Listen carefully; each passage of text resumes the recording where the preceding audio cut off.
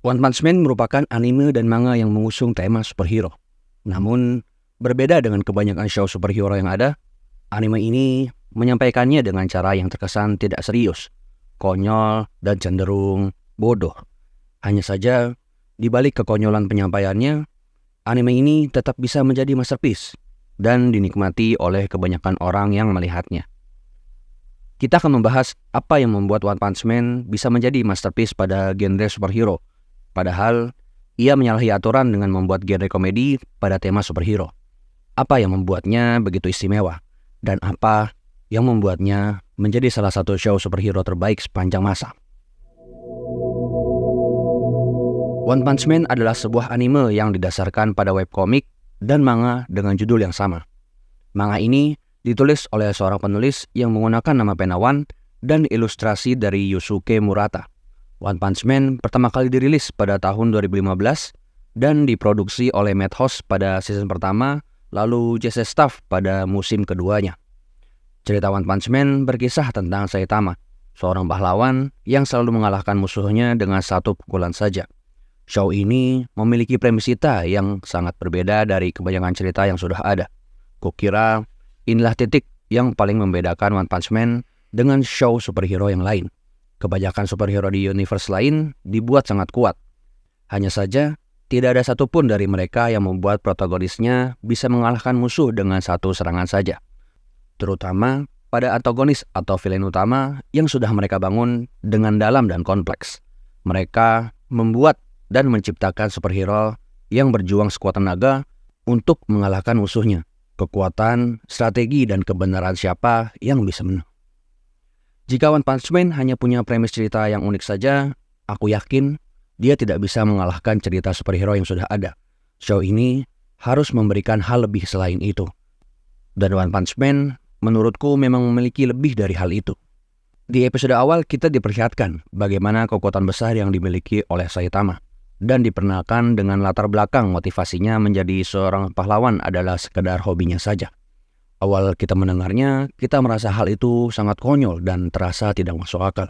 Mengapa orang yang memiliki kekuatan sebesar itu tidak memiliki ambisi dan keinginan untuk berada di puncak rantai kekuatan? Saitama sebagai protagonis utama merupakan karakter yang sangat unik dan terasa sangat dekat dengan kita. Ia tulus, baik, berani, dan dapat dipercaya. Meskipun kesan pertama yang kita dapat setelah melihatnya adalah terlihat bodoh, konyol, dan terlihat lemah. Saitama selalu menjadi pembasmi kejahatan, dan itu ia lakukan hanya karena hobinya saja. Di sepanjang cerita berjalan, jasa-jasa Saitama dalam membasmi kejahatan dan mengalahkan monster yang sangat kuat tidak pernah diketahui oleh kebanyakan karakter yang ada. Pertarungannya selalu berakhir menjadi anti klimaks dan dirinya tidak pernah menjadi pusat perhatian dari orang-orang. Awalnya, kita diperlihatkan kekecewaan Saitama karena perjuangannya selama ini tidak pernah disadari orang-orang. Dan aku merasa Saitama tidak pantas menjadi superhero dengan moralnya yang seperti itu. Aku kecewa dengannya. Hanya saja, sepanjang cerita yang berjalan, kita diperlihatkan Saitama lebih tulus dari itu. Saitama tidak pernah menginginkan semua perhatian dan penghargaan itu. Tujuannya menjadi pahlawan adalah karena itu adalah hobinya. Dan lebih dalam, Saitama aslinya adalah orang yang sangat menjunjung kebenaran. Ia tidak membutuhkan pengakuan. Ia penuh dengan kepercayaan diri yang sangat tinggi dikarenakan kekuatan yang ia peroleh. Saitama menyebutnya sebagai bayaran yang harus ditebus untuk mendapatkan kekuatan yang tidak terbatas. Saitama meyakini bahwa kekuatan yang ia peroleh adalah penyebab dari seluruh hilangnya ambisi yang ia miliki. Ia menjadi orang yang tidak memiliki emosi, keinginan, dan seringkali acuh tak acuh. Meski begitu, Saitama terus mencoba mencari apa keinginannya, ambisinya, dan tujuannya. Bahkan terkadang sampai pencarian yang Saitama lakukan bisa masuk ke dalam mimpinya sendiri. Mimpi ini merepresentasikan keinginan kuat untuk kembali memiliki ambisi dan tujuan hidup yang lebih bermakna. Meskipun terkadang ia menjadi orang yang acuh tak acuh, Saitama tetap memiliki rasa empati yang tinggi dan menjunjung kebenaran dengan sekuat tenaganya. Pada episode 8 di season 1, banyak para pahlawan yang kalah saat ingin mengalahkan Raja Laut Dalam. Dan pada klimaksnya, Saitama diperlihatkan kepada penduduk kota dapat mengalahkan monster itu hanya dengan satu pukulan saja. Penduduk kota mengatakan bahwa memang para pahlawan saja yang melemah. Buktinya pahlawan dari kelas C bisa mengalahkan monster itu. Ini menjadi momen titik balik dari Saitama, dan banyak dari kita mulai mencintai Saitama pada episode ini. Ia dengan tulus mengorbankan dirinya sendiri, dengan mengaku bahwa Raja Monster Laut Dalam sudah melemah karena melawan pahlawan lain. Ia melepaskan semua penghargaan yang bisa ia peroleh kepada para pahlawan lain, dan ia pergi tanpa rasa penyesalan sama sekali.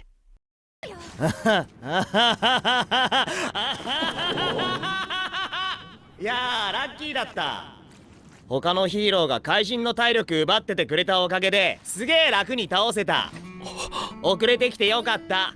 俺何もやってないのに手柄独り占めにできたぜ。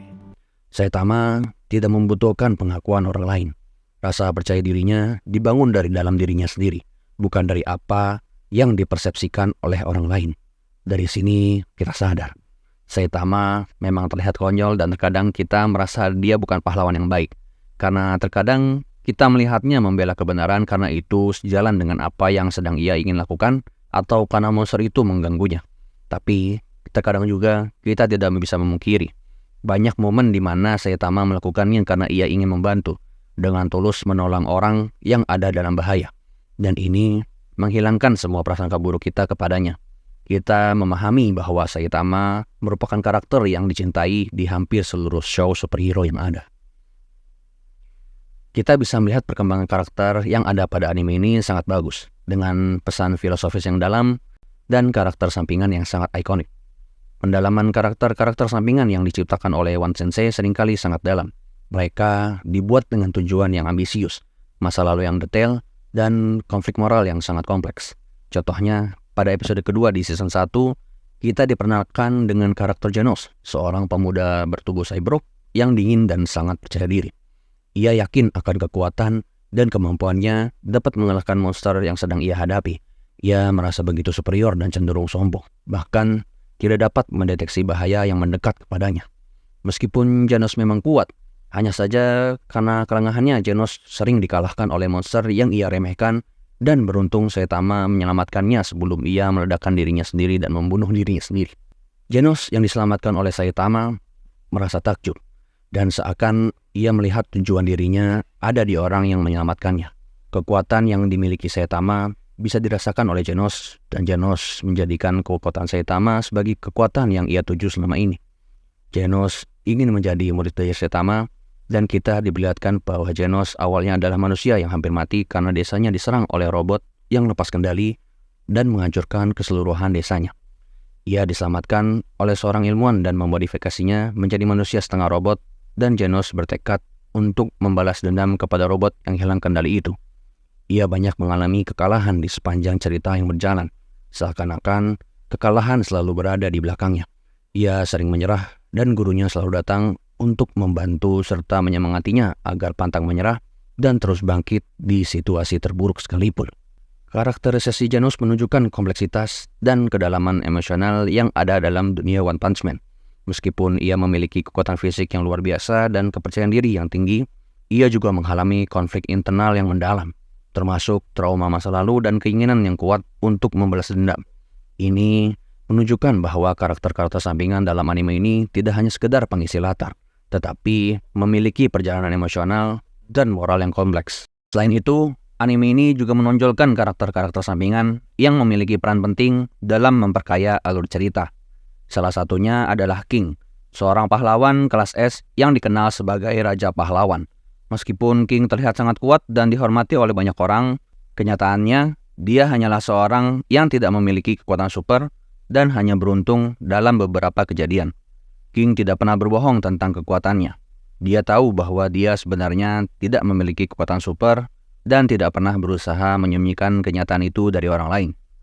Dia juga tahu batasan dirinya bahwa dia tidak sekuat atau sehebat yang orang lain percayai. King tidak pernah menggunakan kelemahannya sebagai alasan untuk menghindari tanggung jawab atau mengelak dari situasi yang sulit. Sebaliknya, dia menerima tantangan yang dihadapinya dengan kepala tegak. Meskipun mungkin merasa terjebak dalam citra yang diciptakan oleh orang lain, King akhirnya menerima dirinya apa adanya. Dia tidak berusaha menjadi sesuatu yang tidak dia miliki, dan menemukan kekuatan dalam menerima kenyataan tentang dirinya sendiri. Melalui sifat-sifat ini, King mengajarkan kita tentang pentingnya kejujuran, kesederhanaan, toleransi, dan penerimaan diri. Meskipun dia bukanlah pahlawan super dalam arti tradisional, karakternya masih memiliki nilai-nilai yang bisa kita ambil untuk kehidupan kita. Filosofi yang cocok untuk King adalah tentang bagaimana kita harus menerima diri kita apa adanya, tanpa perlu berusaha menjadi sesuatu yang kita tidak miliki. Ini juga berbicara tentang bagaimana pandangan orang lain terhadap kita tidak selalu mencerminkan siapa kita sebenarnya. Dan kita tidak harus terjebak dalam citra yang orang lain ciptakan untuk kita. Jadi, menerima diri sendiri dengan semua kelebihan dan kelemahan adalah inti dari filosofi yang cocok untuk King. Dan karakter King ini adalah karakter favoritku di anime ini. Aku merasa keberuntungan yang King peroleh sangat pantas untuknya. Apalagi karena responnya yang tidak pernah menyembunyikan kebenaran. Aku berharap bahwa King memang manusia terkuat di bumi. Dan kekuatan itu berasal dari keberuntungan yang tidak terbatas. その話マジかよ。強い評判も経歴も全部嘘だったって。大丈夫か？あなたは。俺？まあ趣味でヒーローを目指しているもん。今日は大金星。だったら強くなればいいんじゃね？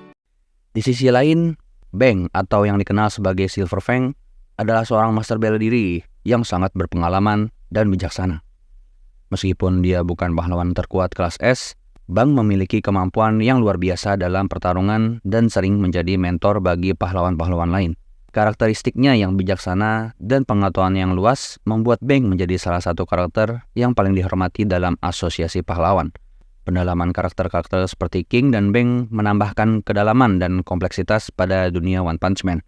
Mereka membawa dinamika yang unik dan menarik ke dalam cerita, yang membuat pengalaman menonton menjadi lebih berwarna dan memuaskan bagi para penontonnya. Lalu ada 3 kesimpulan yang bisa kita ambil. One Punch Man adalah sebuah karya yang memadukan tema superhero dan sentuhan komedi yang unik. Meskipun terkesan konyol, ia mampu menjadi sebuah masterpiece yang dinikmati oleh banyak orang. Anime ini menawarkan premis cerita yang sangat berbeda dari kebanyakan cerita superhero yang sudah ada. Di sini, kita diperkenalkan pada Saitama, seorang pahlawan yang selalu mengalahkan musuhnya dengan satu pukulan saja. Premis ini memang unik, karena tidak ada pahlawan lain yang memiliki kemampuan seperti itu, terutama dalam menghadapi musuh-musuh utama yang seringkali kompleks dan kuat. Sebaliknya, pahlawan-pahlawan lain biasanya berjuang keras dan menciptakan strategi untuk mengalahkan musuh mereka. Namun, Saitama dengan sederhana menyelesaikan masalahnya dengan satu pukulan, menyajikan alur cerita yang segar dan menarik. Selain itu, karakter utama Saitama merupakan aset utama yang membuat One Punch Man begitu istimewa. Meskipun pada awalnya terlihat konyol dan tidak serius, Saitama sebenarnya memiliki sisi yang sangat tulus, baik, dan berani. Meskipun kesan pertama kita terhadapnya mungkin meragukan. Seiring berjalannya cerita, kita mulai melihat sisi lain pada Saitama, yang membuatnya begitu dicintai oleh penonton. Meskipun ia sering diabaikan atau bahkan diremehkan oleh orang lain, Saitama tetap teguh pada prinsip-prinsipnya dan melakukan apa yang menurutnya benar, tanpa memperhatikan apakah ia mendapat pengakuan atau tidak. Lalu, pendalaman karakter dalam One Punch Man juga merupakan salah satu faktor yang membuatnya istimewa. Salah satu contohnya adalah karakter Genos, seorang cyborg yang awalnya merasa superior dan percaya diri dengan kekuatannya, namun ketika ia mengalami kegagalan dan hampir mati dalam pertempuran, ia belajar untuk merendahkan diri dan menerima bantuan dari orang lain. Melalui karakter-karakter seperti Genos, penonton diajak untuk menyelami perjalanan emosional dan moral yang kompleks, sehingga menciptakan kedalaman yang lebih dalam pada cerita. Dengan menggabungkan elemen-elemen tersebut, One Punch Man berhasil menciptakan pengalaman yang unik dan memikat bagi para penontonnya. Meskipun terkesan konyol dan tidak serius, anime ini berhasil menjangkau hati para penonton dengan cerita yang menghibur dan karakter-karakter yang kuat. Itulah yang membuatnya menjadi salah satu show superhero terbaik sepanjang masa.